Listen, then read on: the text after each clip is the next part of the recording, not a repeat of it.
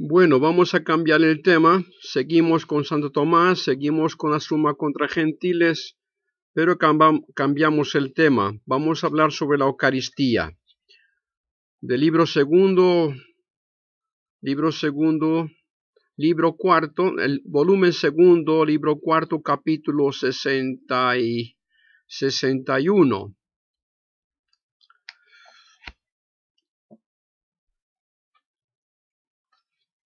Así como la vida corporal necesita el alimento material, no sólo para su crecimiento, sino también para conservar la naturaleza corporal, evitando que se disuelva por el continuo desgaste y flaquee su vigor, del mismo modo fue necesario que la vida espiritual tuviera un alimento sobrenatural por el cual los regenerados se conserven en las virtudes y se desarrollen, y porque fue conveniente que los efectos espirituales se nos dieran bajo semejanzas de cosas visibles, como se ha dicho en el capítulo 56, este alimento espiritual se nos da bajo las especies de aquellas cosas que los hombres usan con más frecuencia para el alimento corporal,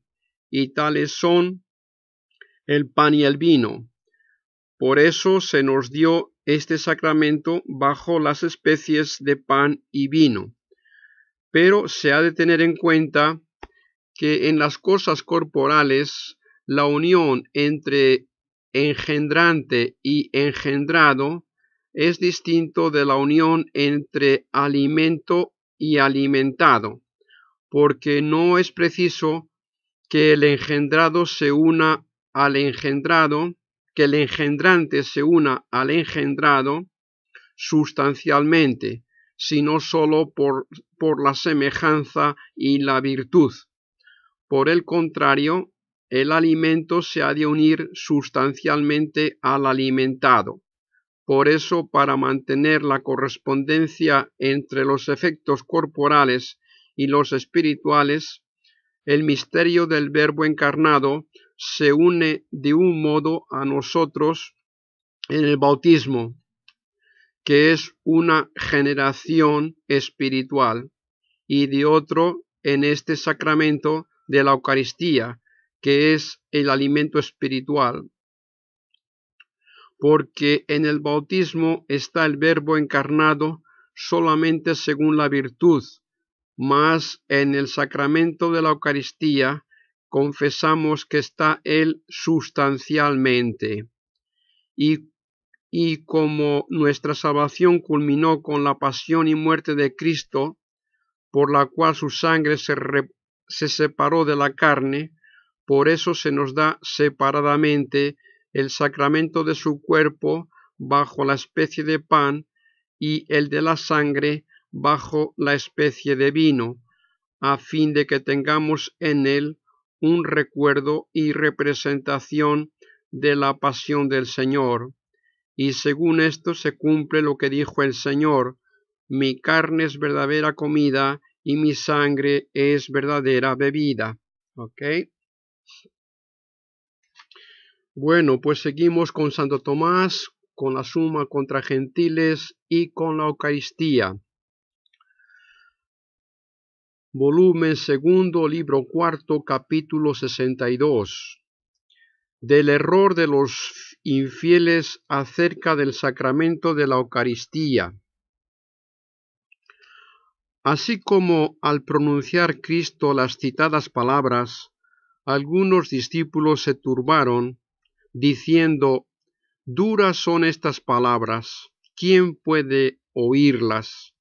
Así también los herejes se levantaron contra la doctrina de la Iglesia, negando la verdad de este sacramento, pues dicen que en este sacramento no están realmente el cuerpo y la sangre de Cristo, sino simbólicamente, queriendo dar a entender que cuando Cristo, después de mostrar el pan, dijo: esto es mi cuerpo, quiso decir: este es el signo o la representación de mi cuerpo, igual que cuando el apóstol dijo, y la roca era Cristo, o sea, la representación de Cristo. Este mismo sentido dan a todo cuanto hay de semejante en las Escrituras, y toman como motivo de su opinión las palabras del Señor, que hablando de comer su cuerpo y de beber su sangre, como viera surgir el escándalo entre sus discípulos, dijo, como explicándose a sí mismo, las palabras que yo os he dicho son espíritu y son vida, como si lo que acababa de decir hubiera de entenderse no literalmente, sino en sentido espiritual. Indúceles también a disentir las muchas dificultades que, al parecer, se siguen de esta doctrina de la Iglesia, encontrando en consecuencia duras las palabras de Cristo y de la Iglesia. Objeciones. Y, en primer lugar, parece difícil comprender de qué modo empieza a estar en el altar el verdadero cuerpo de Cristo, porque una cosa comienza a estar donde antes no estaba de dos maneras, o por movimiento local o por conversión de otra en ella, como vemos en el fuego que comienza a estar en alguna parte porque se enciende allí o porque allí se lleva, y es evidente que el cuerpo de Cristo no estuvo siempre en este altar, pues la Iglesia confiesa que Cristo subió a los cielos con su cuerpo. Parece pues imposible decir que algo se convierta aquí de nuevo en el cuerpo de Cristo, porque nada puede convertirse en lo que ya existe, pues aquello en que algo se convierte comienza a existir por esta conversión. Pero es evidente que el cuerpo de Cristo preexistía como concebido en el vientre virginal. Luego, al parecer, no es posible que comience a asistir de nuevo en el altar por la conversión de otro en él. Igualmente tampoco puede ser por mutación local, por movimiento local, porque todo lo que se mueve localmente comienza a estar en un lugar cuando deja de estar en el anterior. Luego sería preciso decir que cuando Cristo comienza a estar en el altar en que se celebra este sacramento, deja de estar en el cielo, a donde llegó por la ascensión. Además, ningún movimiento local termina simultáneamente en dos lugares, y es claro que este sacramento se celebra simultáneamente en diversos altares. Luego no es posible que el cuerpo de Cristo comience a estar allí por movimiento local. La segunda dificultad proviene del lugar. Las partes de uno no están separadamente en diversos lugares si él permanece íntegro. Es manifiesto que en este sacramento están separadamente el pan y el vino, en lugares separados. Luego, si la carne de Cristo está bajo la especie de pan y la sangre bajo la especie de vino, parece seguirse que Cristo no permanece íntegro, sino que siempre que se realiza este sacramento, su sangre se separa del cuerpo. Parece imposible también que un cuerpo mayor esté incluido en un lugar menor, pues es evidente que el verdadero cuerpo de Cristo es de mayor cantidad que el pan que se ofrece en el altar.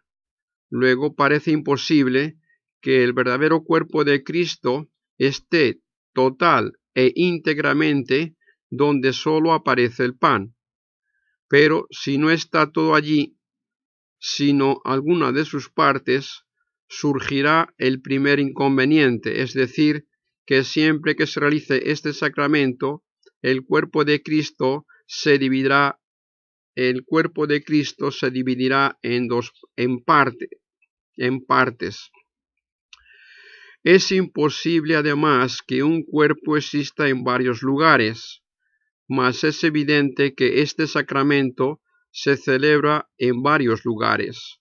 Luego parece imposible que el cuerpo de Cristo esté contenido verdaderamente en este sacramento, a no ser quizás que alguien dijere que está aquí según una partícula y en otro lugar según otra.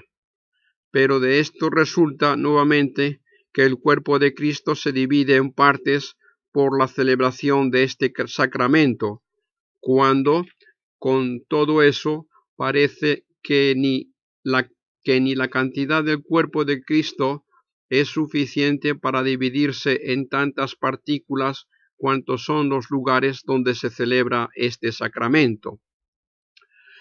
La tercera dificultad se refiere a lo que percibimos sensiblemente en este sacramento, pues percibimos sensiblemente en este sacramento, aún después de la consagración, todos los accidentes del pan y del vino, o sea, el color, el sabor, el olor, la figura, la cantidad, la medida, acerca de los cuales no podemos engañarnos, porque el sentido no se engaña respecto a su sensible propio.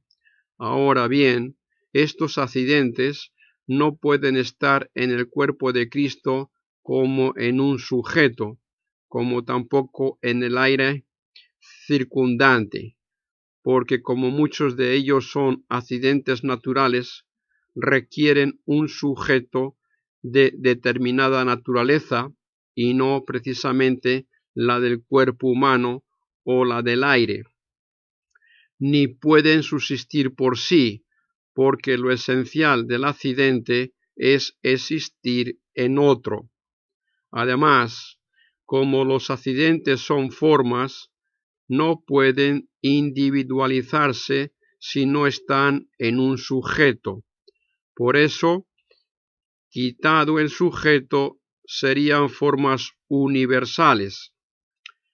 La solución es pues que dichos accidentes están en sus determinados sujetos, es decir, en la sustancia del pan y del vino. Luego allí está la sustancia del pan y del vino, y no la sustancia del cuerpo de Cristo, pues vemos que es imposible que dos cuerpos estén simultáneamente en un mismo lugar.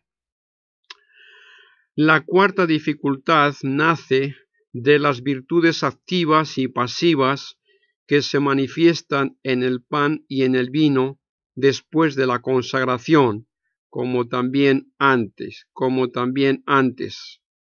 porque el vino, si se tomara en gran cantidad, calentaría y embriagaría, y el pan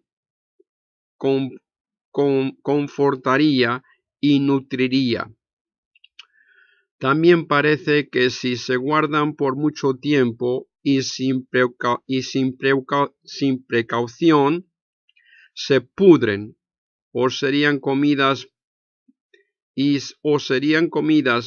por los ratones, pudiendo ser también quemadas y reducidas a cenizas y evaporarse, y todo esto no puede convenir al cuerpo de Cristo, puesto que la fe lo declara impasible. Luego parece imposible que el cuerpo de Cristo esté sustancialmente en este sacramento. La quinta dificultad parece provenir especialmente de la fracción del pan, la cual en verdad aparece sensiblemente y no puede darse sin sujeto. También parece absurdo decir que el sujeto de dicha fracción sea el cuerpo de Cristo. Luego, al parecer, allí no está el cuerpo de Cristo, sino solamente la sustancia del pan y del vino. En resumen, estas y otras dificultades son la causa de que la doctrina de Cristo y de la Iglesia sobre este sacramento parezca tan extremada. Bueno, pues seguimos con Santo Tomás, Summa contra Gentiles. Estamos con la Eucaristía. Volumen segundo, libro cuarto, capítulo 63. Solución de las dificultades anteriores y, en primer lugar, las referentes a la conversión del pan en el cuerpo de Cristo. Y aunque el poder divino obre en este sacramento de una manera más sublime y oculta de la que el hombre pudiera descubrir, sin embargo, para que no parezca imposible a los infieles la doctrina de la Iglesia sobre este sacramento, hay que esforzarse de modo que cualquier imposibilidad que se presente sea excluida. Y lo primero que se ocurre es el considerar de qué modo comienza a estar en este sacramento el verdadero cuerpo de Cristo. Capítulo precedente, primera dificultad. Mas es imposible que esto se realice por movimiento local del cuerpo de Cristo, porque se seguiría o que dejara de estar en el cielo cuando se celebra este sacramento, o que no se podría celebrar este sacramento sino en un solo lugar, pues el movimiento local acaba indiscutiblemente en un solo término. Además, porque el movimiento local no puede ser instantáneo, pues necesita tiempo.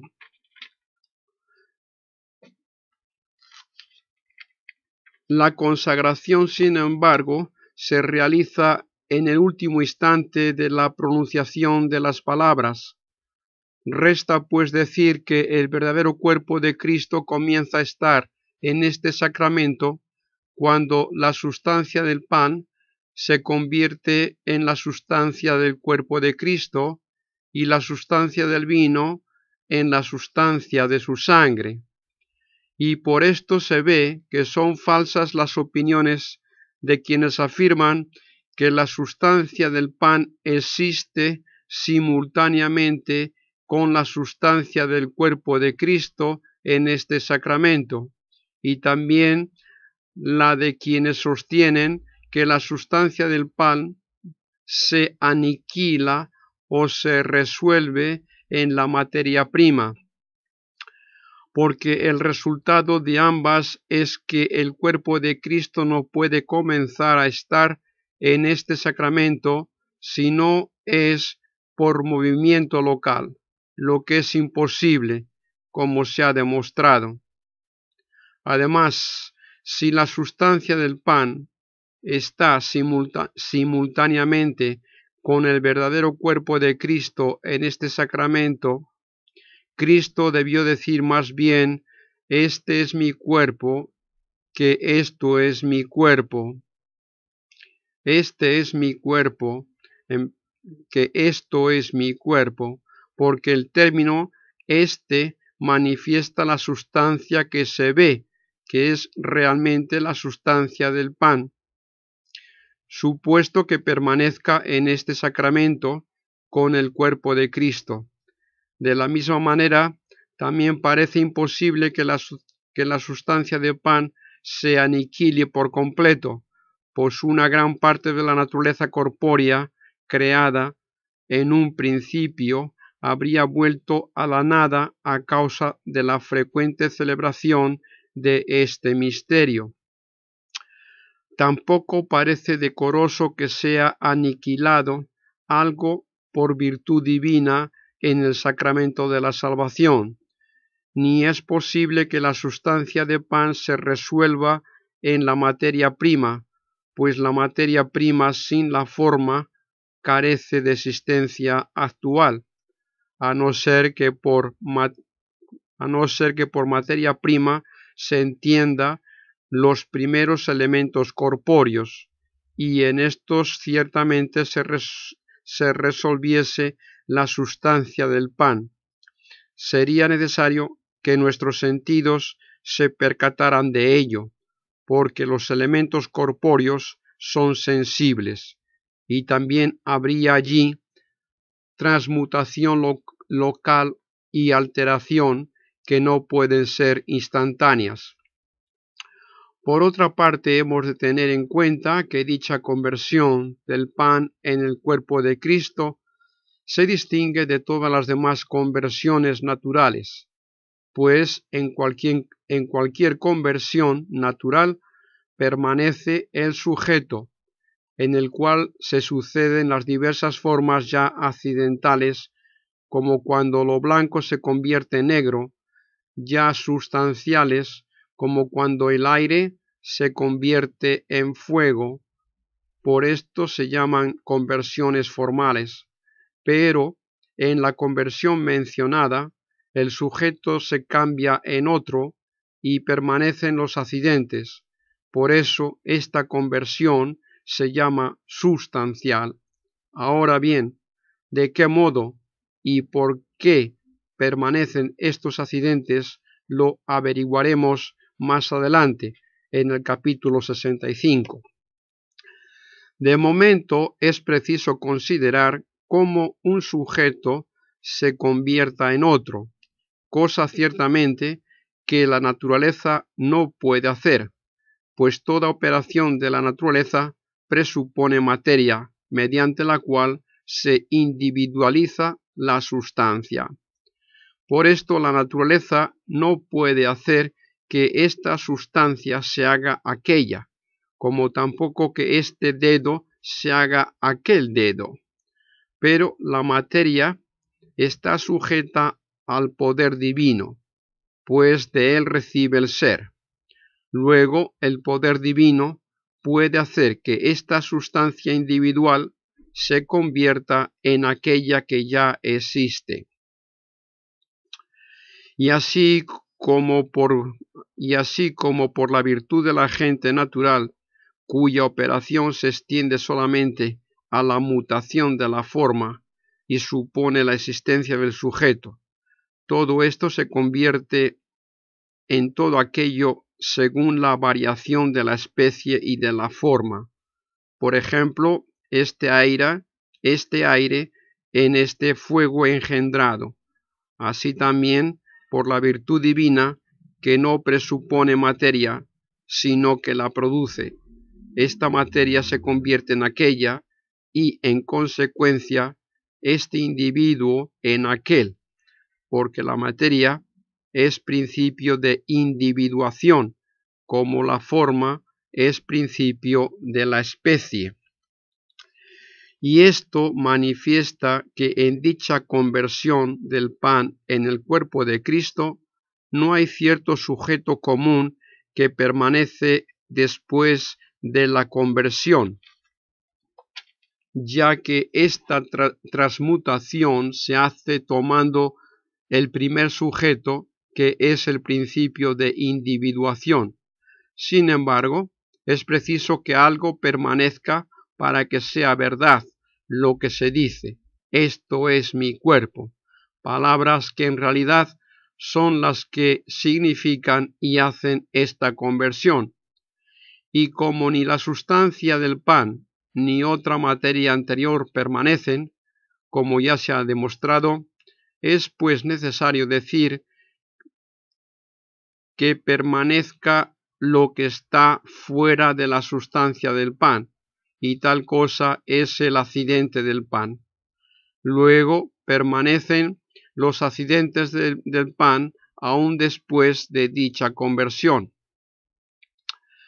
Mas entre los accidentes se ha de observar un cierto orden, porque entre ellos el más próximo en la unión con la sustancia es la cantidad dimensiva, después las cualidades que se reciben en la sustancia mediante la cantidad, por ejemplo, el color mediante la superficie. Por eso, al dividirse la cantidad, divídense también accidentalmente las cualidades. Y después de las cualidades están los principios de acción y de pasión, y los principios de ciertas relaciones, como son el Padre y el Hijo, el Señor y el siervo, y otros semejantes. En cambio, otras relaciones siguen inmediatamente a la cantidad, como lo más y lo menos, el doble y la mitad, y otras semejantes. Así pues son accidentes del pan. Después de dicha conversión, se ha de afirmar que permanecen, de modo que sólo la cantidad dimensiva subsiste sin sujeto, y en ella se fundan las cualidades como en el sujeto, y por consiguiente las acciones y pasiones como también las relaciones. Luego sucede en esta conversión lo contrario a lo que suele ocurrir en las mutaciones naturales, en las cuales permanece la sustancia como sujeto de la mutación, mientras los accidentes varían, y aquí, contrariamente, permanece el accidente y cambia la sustancia. Y esta conversión no puede llamarse con propiedad movimiento, en el sentido dado por los filósofos naturales, o sea que requiere sujeto, sino que una cierta sucesión sustancial, tal cual en la creación se da la sucesión del no ser al ser, como dijimos en el libro segundo, capítulo 18 y 19. Esta es, pues, una razón por la que conviene que permanezca el accidente de pan, para que se halle algo que permanece en dicha conversión.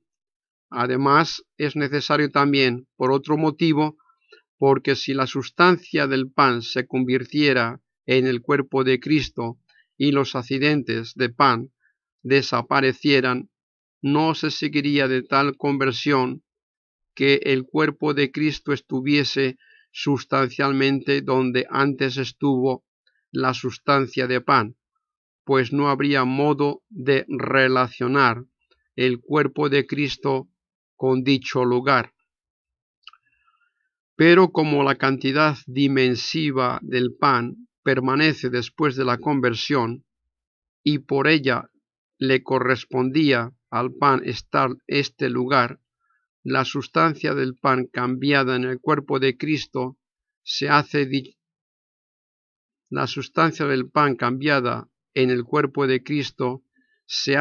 dicho cuerpo bajo la cantidad dimensiva de pan, y por consiguiente se le asigna en cierto modo el lugar del pan, por medio, sin embargo, de las dimensiones del pan.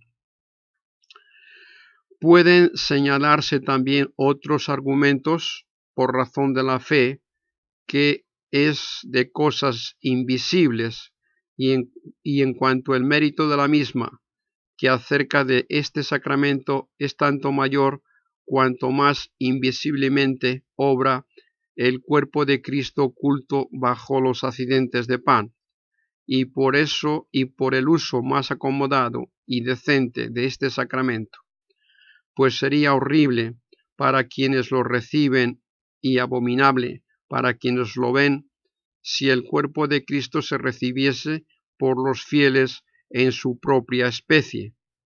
Por eso, bajo la especie de pan y del vino, que son para los hombres la comida y la bebida más corriente, se da a comer el cuerpo de Cristo y a beber su sangre. Bueno, Sigamos con Santo Tomás, con su Suma Teológica, sigamos con la Eucaristía. Estamos con el segundo volumen, libro cuarto, capítulo 65. Solución a lo que se objetaba por parte de los accidentes. Resuelta pues la dificultad motivada por el lugar, hay que considerar la que parece seguirse de la permanencia de los accidentes. Mirar el capítulo 62, la tercera dificultad. Pues es innegable que permanecen los accidentes de pan y vino, como lo demuestran infaliblemente nuestros sentidos. Y ni el cuerpo ni la sangre de Cristo son afectados por ellos.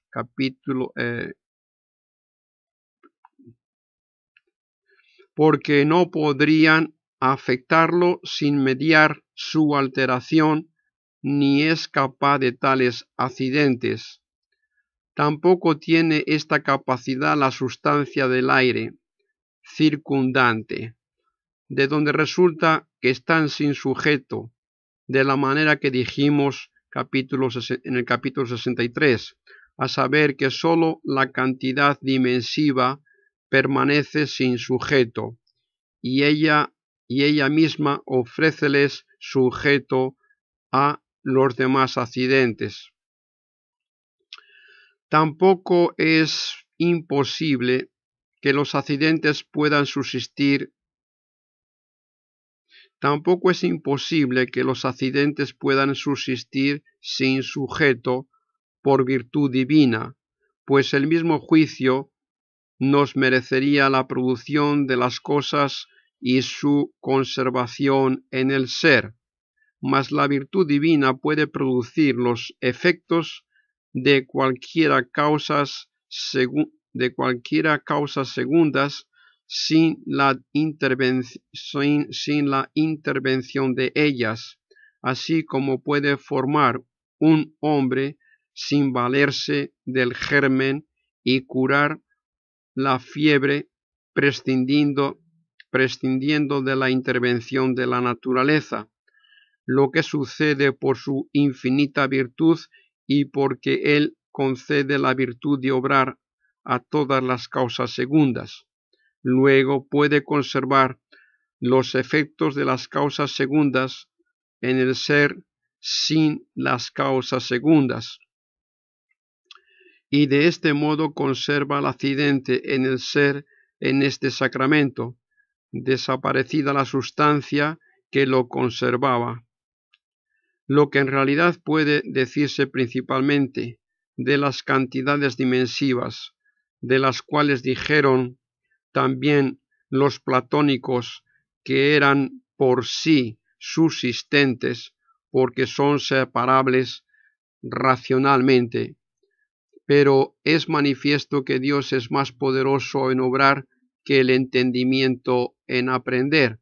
Ahora bien, la cantidad dimensiva comparada con los restantes accidentes tiene la propiedad exclusiva de individualizarse por sí misma, y esto es porque la posición que se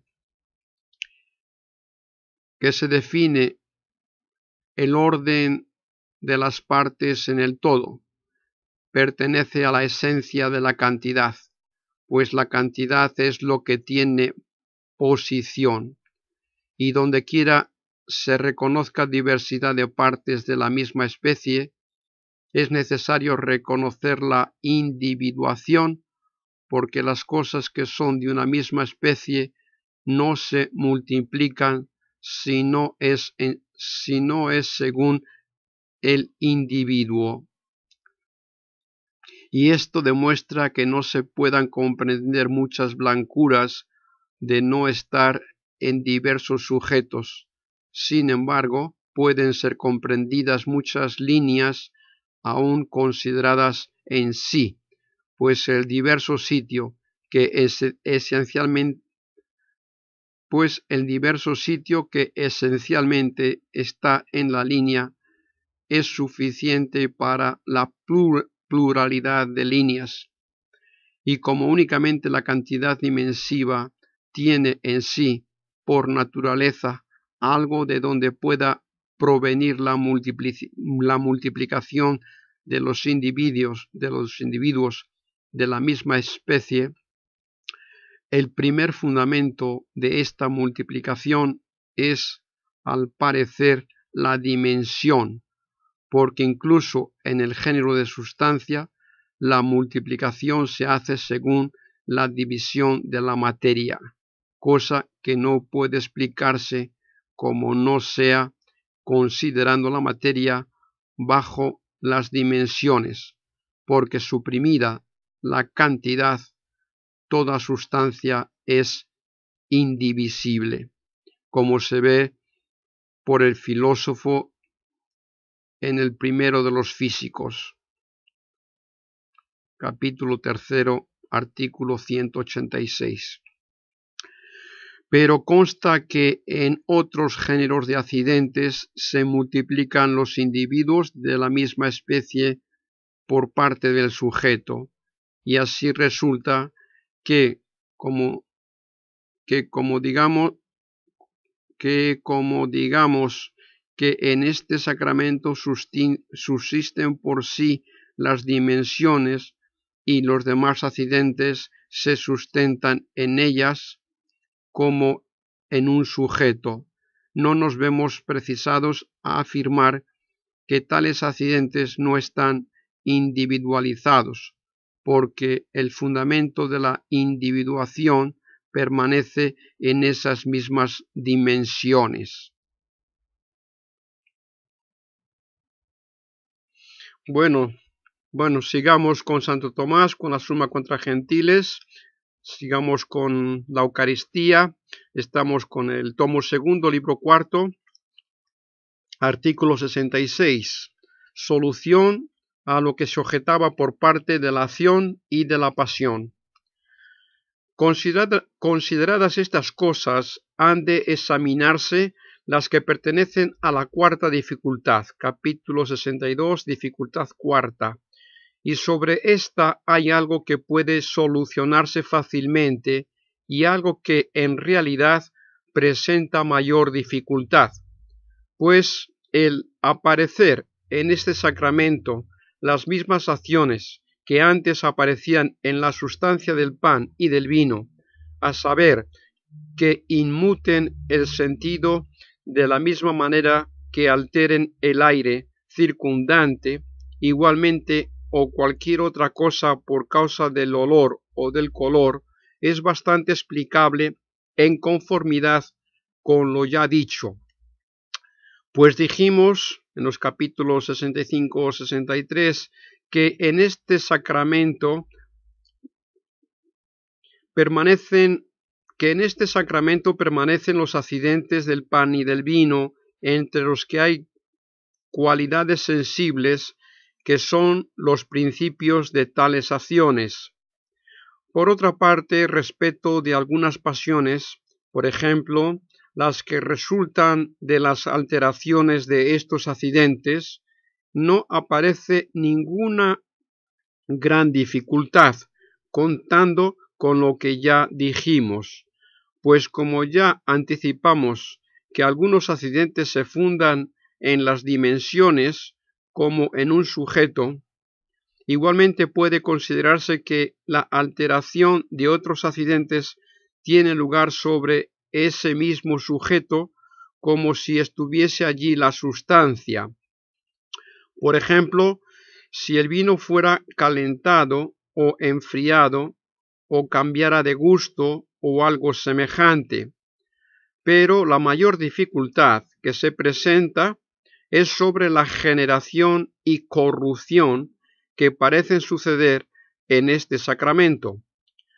Pues si alguno tomara en gran cantidad este alimento sacramental, podría sustentarse e incluso embriagarse con el vino, según lo que dice el apóstol: uno pasa hambre, otro está ebrio, cosa que no podría suceder si de este sacramento no se engendrase carne y sangre, pues el alimento se convierte en sustancia del alimento, aunque digan algunos que el hombre no puede alimentarse con este alimento sacramental, sino solo confortarse y recrearse, como se conforta con el olor del vino, pero en realidad este vigor puede ser momentáneo, pues no es suficiente para sustentar a un hombre que estuviera mucho tiempo sin comer. Sin embargo, se comprobaría fácilmente por experiencia que el hombre podría sustentarse por mucho tiempo con el alimento sacramental. También es de admirar por qué niegan que el hombre pueda alimentarse con este alimento sacramental, rechazando que pueda convertirse en carne y en sangre, como salte a la vista que cuando se pudre o se quema se convierte en otra sustancia, a saber ceniza o polvo, lo cual parece ciertamente difícil, pues no es posible al parecer que de los accidentes resulte una sustancia, ni es lícito creer que la sustancia del cuerpo de Cristo, que es impasible, se convierta en otra. Y si alguien quiere decir que así como el pan se convierte milagrosamente en el cuerpo de Cristo, así también los accidentes se convierten milagrosamente en una sustancia. En primer lugar, no parece compatible con el milagro que este sacramento se pudra o se disuelva por combustión. Además, porque tanto la putrefacción como la combustión suelen ocurrir naturalmente en este sacramento, lo cual no cabe en lo que se realiza milagrosamente.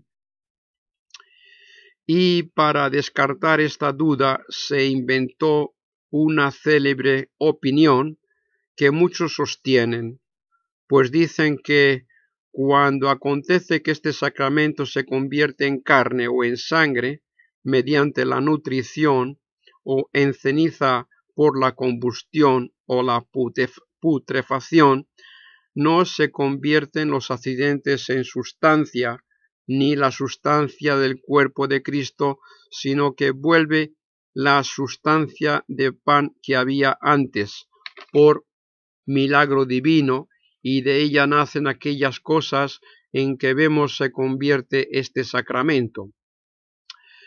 Pero esto ciertamente de ningún modo puede sostenerse, pues se demostró antes, capítulo 63, que la sustancia del pan se convierte en la sustancia del cuerpo de Cristo. Ahora bien, lo que se convierte en otro no puede volver, como no sea en el caso de que el otro vuelva a convertirse en él. Luego, si la sustancia del pan vuelve a aparecer, se sigue que la sustancia del cuerpo de Cristo se vuelva a convertir en pan, lo que es absurdo. Además, si la sustancia del pan vuelve, es necesario que vuelva las especies del pan que permanecen o las que ya están destruidas. Por cierto, permaneciendo las especies de pan, la sustancia de pan no puede volver, porque mientras aquellas permanecen, permanece bajo las mismas la sustancia del cuerpo de Cristo. Se seguiría pues que allí estarían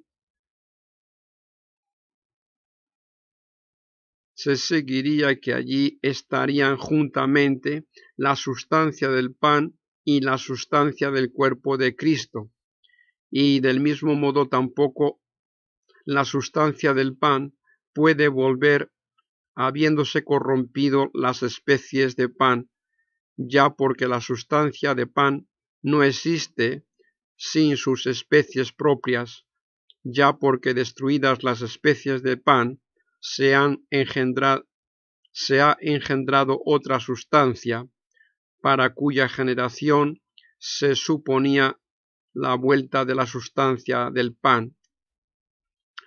Luego parece mejor decir que, en la misma consagración, así como la sustancia del pan se convierte milagrosamente en el cuerpo de Cristo, así también se concede milagrosamente a los accidentes que subsistan, que es cosa propia de la sustancia, y por consiguiente que puedan hacer y padecer todas las cosas que podría hacer y padecer la sustancia de estar presente allí.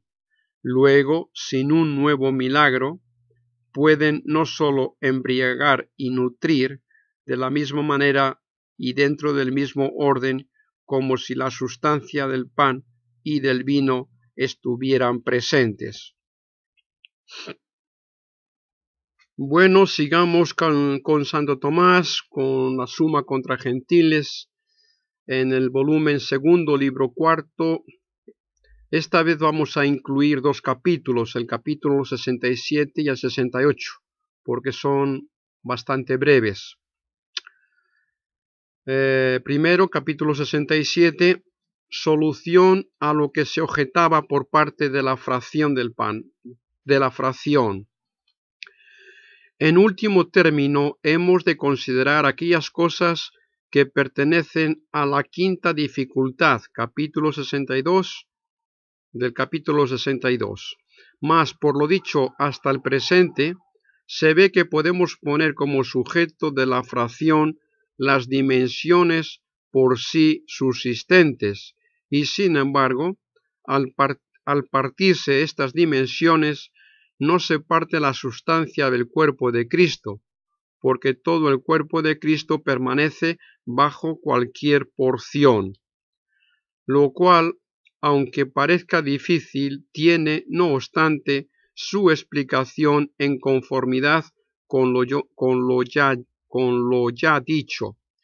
Pues dijimos en el capítulo 64 que el cuerpo de Cristo está en este sacramento sustancialmente en virtud del sacramento, y las dimensiones del cuerpo de Cristo están allí por la natural concomitancia que tienen con la sustancia, contrariamente a como está un cuerpo naturalmente en el lugar, pues el cuerpo natural está en el lugar mediante las dimensiones, por las que es medido por el lugar.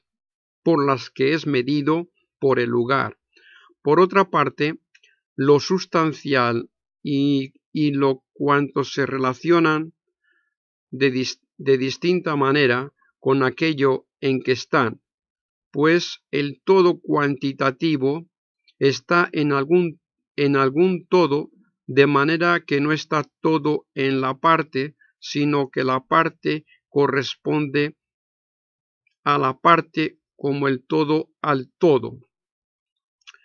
Por eso el cuerpo natural de tal modo,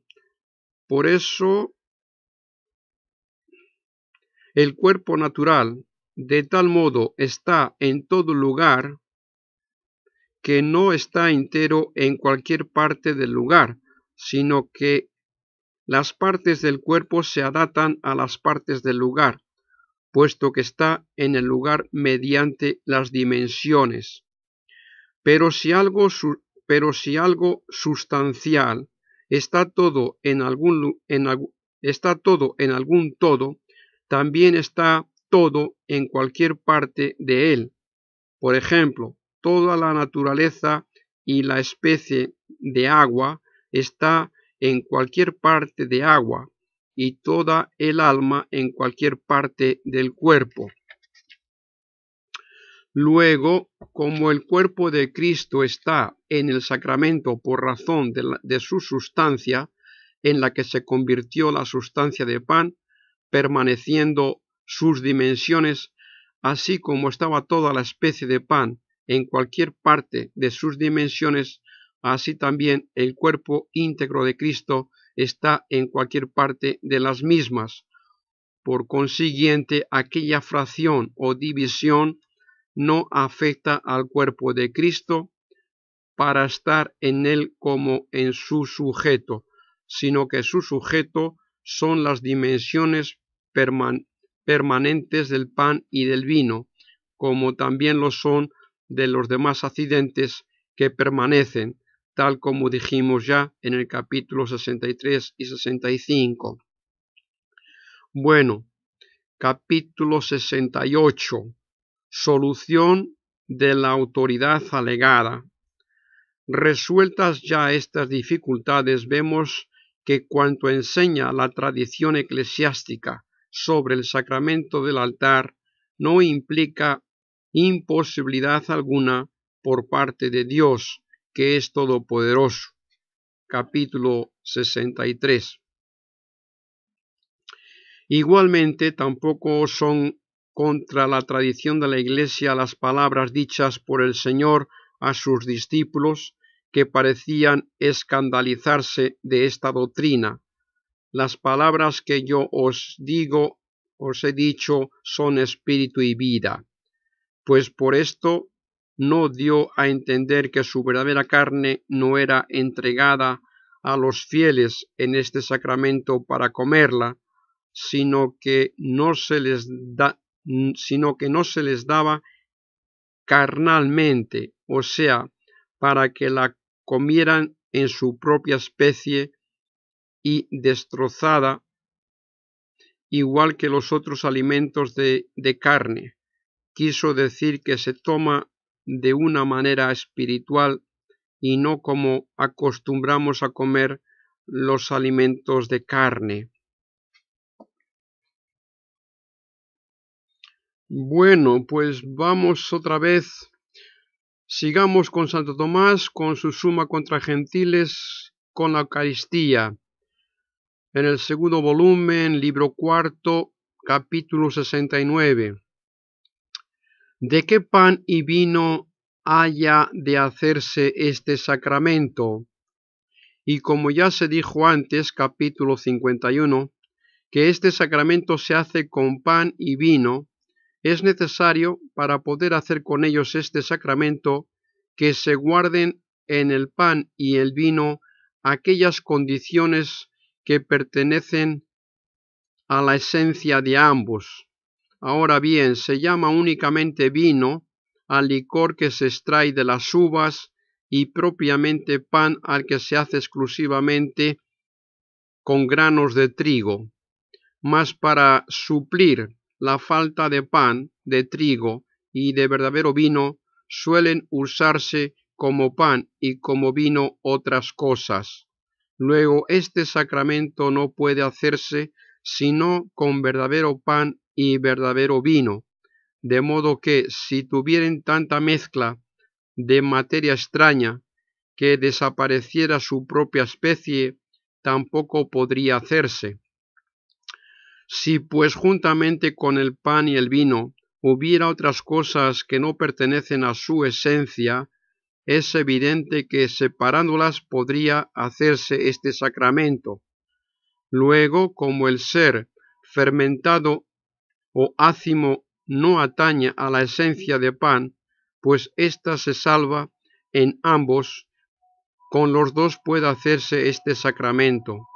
Y por esto las diversas iglesias sírvense de uno o de otro, pues ambos valen para significar el sacramento.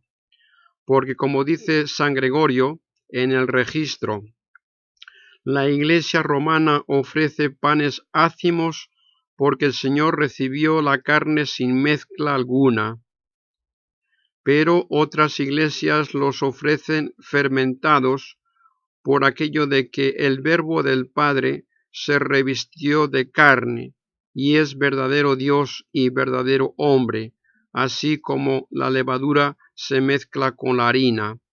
Sin embargo, está más conforme con la pureza del cuerpo místico, es decir, la Iglesia representada en este sacramento, el uso del pan ácimo, según aquello del apóstol, porque nuestra Pascua Cristo ya ha sido inmolada.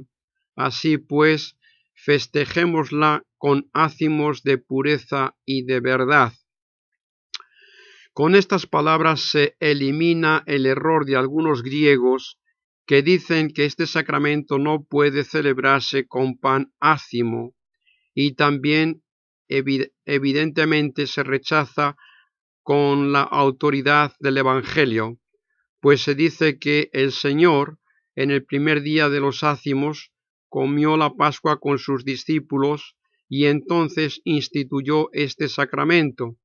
Y como no fuese lícito, según la ley, que en el primer día de los ácimos hubiera en las casas de los judíos pan fermentado, como se declara en el Éxodo, y el Señor, mientras estuvo en el mundo, cumplió la ley, es manifiesto que convirtió el pan ácimo en su cuerpo y lo dio a sus discípulos para que lo comieran.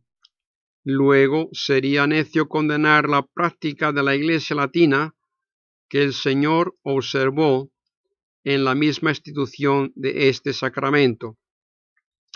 Sin embargo, se ha de saber que algunos dicen que él mismo se adelantó al día de los ácimos por causa de la inminencia de la pasión, y entonces usaría el mismo pan fermentado, e intentan demostrarlo de dos maneras.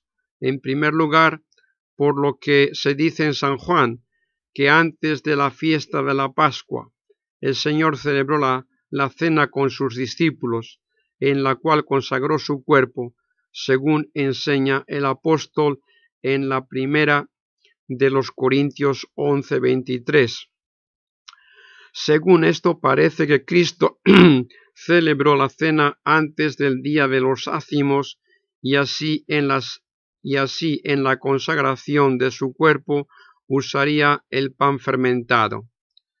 En segundo lugar, quieren confirmarlo por el hecho de que se dice en San Juan que el viernes, día en que Cristo fue crucificado, los judíos no entraron en el pretorio por no contaminarse para poder comer la Pascua.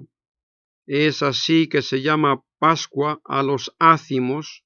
Luego de esto deducen que la cena fue celebrada antes de los ácimos. Mas a esto se contesta que como lo manda el Señor en el Éxodo, la fiesta de los ácimos se celebraba durante 7 días, entre los cuales el día primero era santo y solemne de un modo especial sobre los otros, y que era 15º del mes.